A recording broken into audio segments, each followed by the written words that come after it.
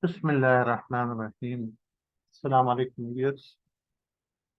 Uh, we have planned for today's session, we will introduce some more enhancement uh, with respect to the sensitivities of the user, the employee who is making the purchase order, for example. At the moment, it is A and J. Okay, if we make it, for example, uh, any particular user, like we take this one, okay? We press F9 here so that this user. Okay, so it will automatically take 16 and it will decide which option is of the menu is going to be allowed. If you click on this, it says denied because this user is not allowed to these menus. We can go to the PO reports. Okay, so that's fine. And these are the PO reports, the monthly summary reports. Okay, so if you in our previous session we showed you how to get a user voice report. For example, you take this one employee. So this employee has worked on so much amount of the purchase order. Okay, and so we have written only a section of the formula. This section in which we see if it is this C2 is not blank, that is, uh, then this user is to be filtered from the PO header, right? So until PO header it was fine, but the other reports are dependent on the PO details, right? So it was necessary to bring this part from the PO header to PO detail so that each and every entry can tell you that which user has entered it, what are the pertinent user, related user to this entry, employee of this entry. So this name have been brought through this macro, which generates uh, the PO details, right? So, so let's go and see what changes were necessary. And there's only one change, and that was in the PO generation. It is supposed to enter this thing. This is employee name P in the column P, right? So column P is, yeah. If you see in the PO header in the column P, yeah, this is column P, and uh, this is the name of the user, which we want to move to the PO details here, right? Automatically, right? So we have figured out that this is the expression which is bringing the username, right? So we will take it to the PO detail because first of all the PO header is created, and then there through a go sub command it is said okay, go sub PO details. Okay, so we have control C it, okay, and now we are moving it to the PO detail in the detail option. And which column it is related? Let's go to see the detail. It is column M. Okay. So in the column M, this is L, and after M, this is. Okay? So here we have pasted it, right? Exactly the thing which was in the PO header, we have pasted it here. So the names have started coming. Since the names have started coming in the PO detail, now you can have plenty of reports. You can have the reports for the user-wise reports that which users have been involved in doing this. Okay, so let's try. For example, we get the for amount summary. Okay, let's enter. So this is the total summary. This is the total amount, irrespective of the user. But if we want to filter it with respect to some user for their robots, so it will filter it. So the same formula will appear, and it will start bringing it. As soon as you make it blank, this is going to uh, get the entire picture. And the graph position is as it is, as it was before. You can still have the graphs. No need to change in that routine.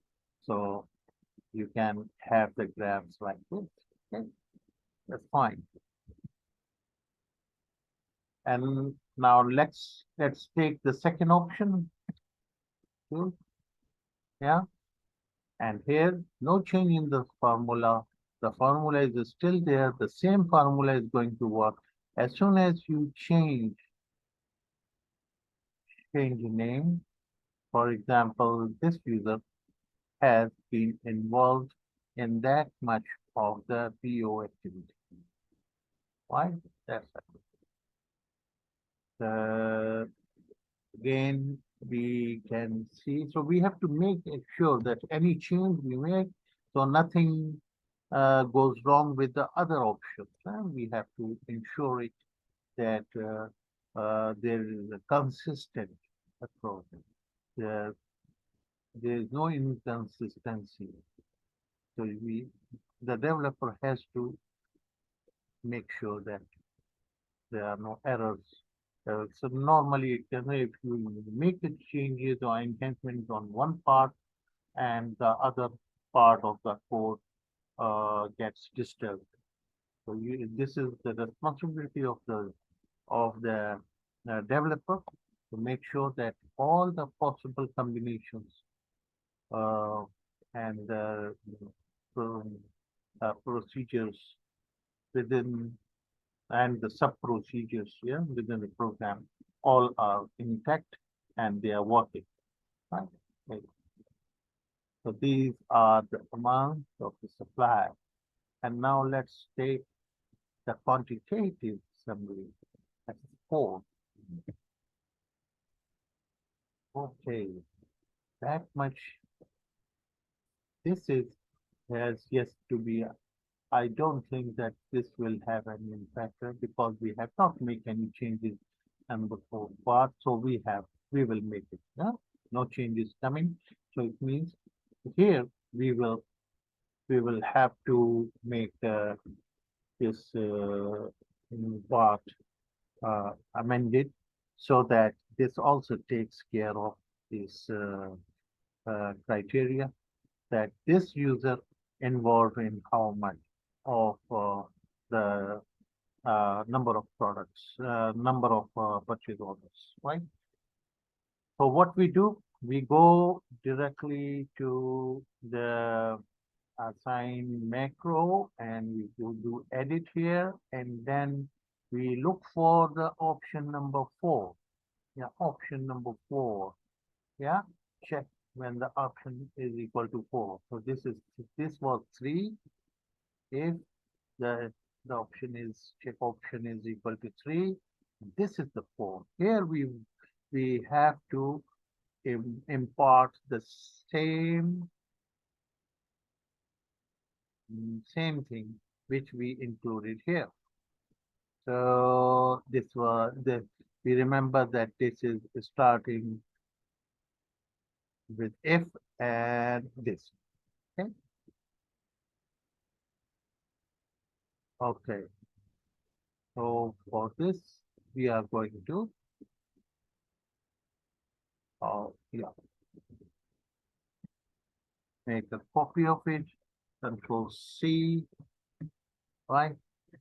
So we will go to the option number 4. This is 3. Okay.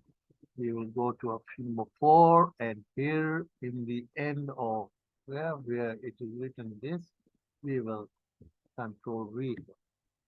We put a comma, maybe, yeah, and control V. That's right. Okay, so D3 and this. That's it.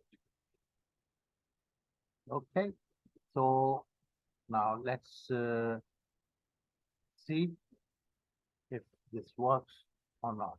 So number 4. Yeah. Okay. Now we apply a user scenario in here. Yeah, that's right. It's working. Hmm. So it has taken this condition inside the formula, and now it is also working. So this is the learning that using your understanding of the code in the system, you can do a lot of things and enhancement and correction quickly and rectify anything which you see, and you can uh, further make the enhancement and make it more what you say scalable system within the whole means within within the sheet. A lot of more things can be if your pattern remains the same consistent. A lot of reports you can generate using one single sheet. Normally, the users, Excel users, are